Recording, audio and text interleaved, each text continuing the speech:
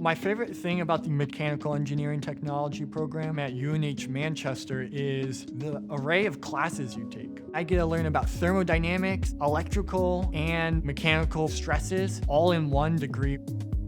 I'm taking a 3D printing class. With this class, I've been able to level up my 3D printing skills because I'm able to think more critically about the way I design parts. The major source of hands-on work is the capstone project. You work on a team with 3 to 4 engineers and you're building robots. You're required to make 3 3D printed parts per robot and 3 machine parts per robot. It gets you thinking about all the aspects of the engineering process. And by the end of it, you get to test your robot on the field and have a competition with all the people you've worked with. UNH Manchester is a hub for all these different companies. When you graduate, there are all these job opportunities that you can go into.